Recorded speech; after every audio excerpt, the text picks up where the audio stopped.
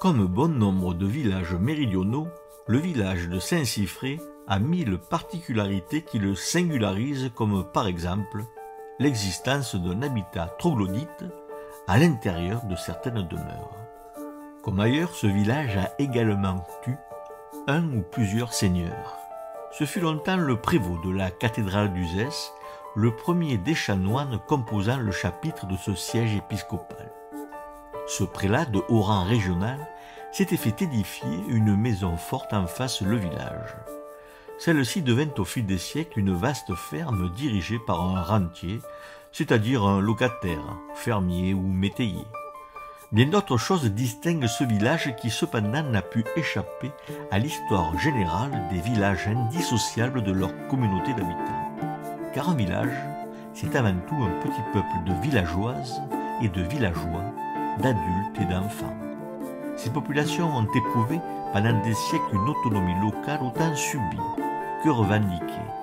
Cette capacité à ne compter que sur soi la plupart du temps s'est traduite institutionnellement au XIIe siècle sous la figure des consulats, ancêtres de nos municipalités.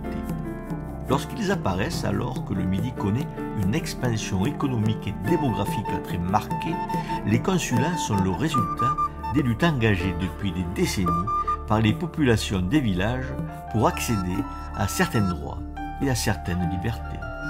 Si des libertés politiques sont octroyées dès le XIIe siècle, c'est parce que la communauté d'habitants a atteint à cette époque une certaine puissance qui lui a permis d'engager un bras de fer.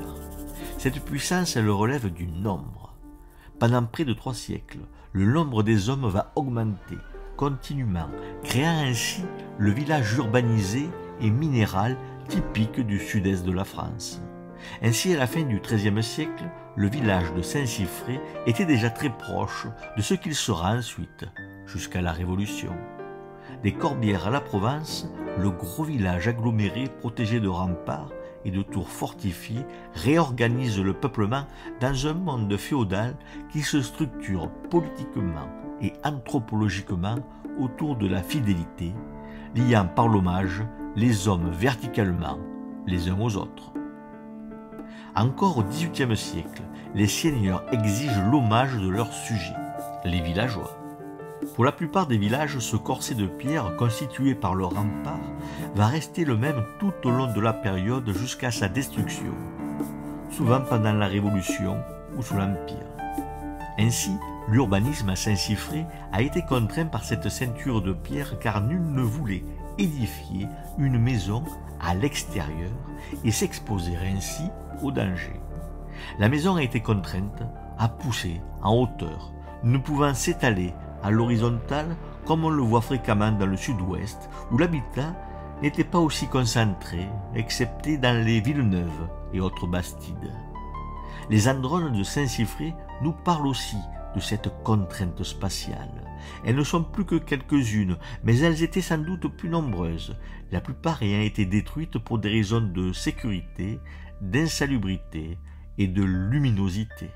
Un voyageur balois de la fin du XVIe siècle, Thomas Plater, raconte qu'à Beaucaire, on pouvait se promener les jours de pluie sans se mouiller, tant ces édifices étaient nombreux.